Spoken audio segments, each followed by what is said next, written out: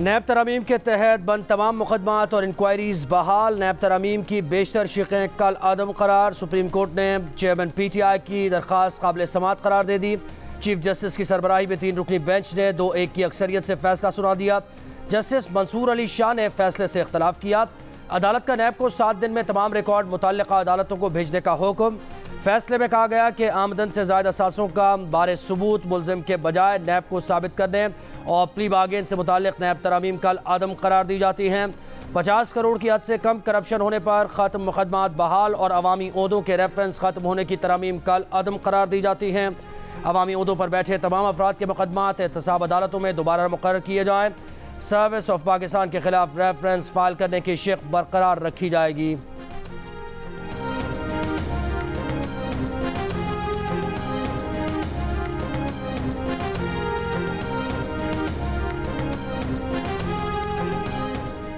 Supreme court के फैसले के बाद एक साबिक सदर और 6 साबिक वज़राए आज़म के केसेस दोबारा नैब के पास जाएंगे। नैब ज़राए का बताना है कि साबिक सदर आसिफ अली जरदारी के खिलाफ जाली अकाउंट्स केस नैब के पास जाएगा। नवाज शरीफ, शाहिद खाकान अब्बासी, यूसुफ रजा गिलानी के केसेस भी दोबारा नैब के पास जाएंगे। शहबाज शरीफ, राजा परवेज़ अशरफ, शौकत अजीज़ के खिलाफ मुकदमात भी नैब के पास दोबारा जाएंगे। इसहाक डार के खिलाफ मुकदमात दोबारा नैब के पास जाएंगे।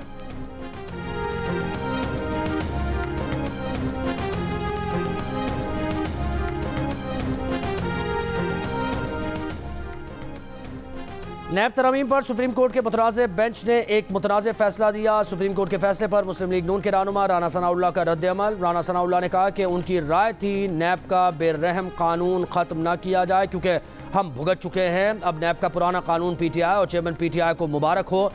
अब उन्हें ज़मानत भी नहीं मिलेगी और 90 दिन के रिमांड काटना होंगे। मियां नवाज शरीफ एक आज़ाद शहरी के तौर पर लौटेंगे और हिफाजती ज़मानत हासिल करेंगे। कानूनी मुश्किलात दूर करने के लिए लीगल टीम काम कर रही है।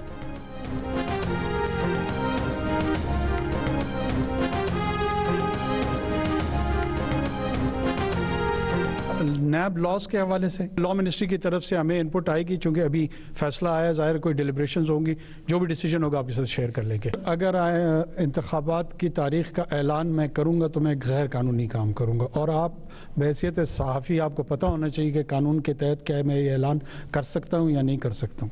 अगर आप ही हमें गैर कानूनी काम की तरफ राग़िब करेंगे और ऐसे सवालात उठाएंगे कि हम टेम्प्ट हों कि कानून तोड़ें और कानून शिकनी करें, तो उसका मैं क्या जवाब दूँ।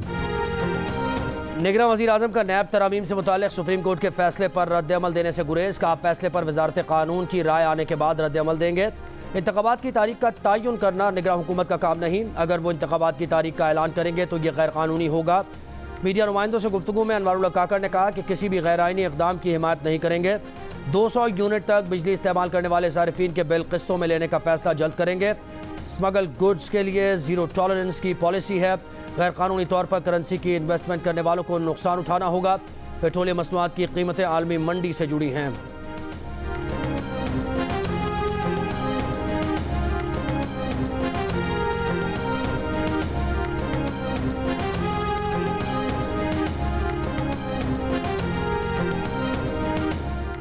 और नैब के साबिक प्रोसिक्यूटर्स का सुप्रीम कोर्ट के फैसले का खैर मकदम। साबिक एडिशनल प्रोसिक्यूटर जनरल राजा आमिर अब्बास ने कहा कि बेशतर तरामीम पार्लियामेंट में बैठे लोगों ने अपने फ़ायदे के लिए की थी। 50 करोड़ से कम करप्शन, बेनामीदारी और मनी लॉन्ड्रिंग को नैब के दायरे से बाहर करके नैब को एक टूथलेस टाइगर बना दिया गया था। ये तरामीम NRO 2 थी जिसे सुप्रीम कोर्ट ने बिल्कुल ठीक ख़त्म किया। साबिक एडिशनल प्रोसिक्यूटर जनरल नैब जुल्फ़िकार भुट्टो ने कहा, अपने फ़ायदे के लिए कानून साजी करने की दुनिया के किसी कानून में गुंजाइश नहीं होती। सुप्रीम कोर्ट ने गलत नैब तरामीम को ख़त्म करके बिल्कुल ठीक फैसला दिया।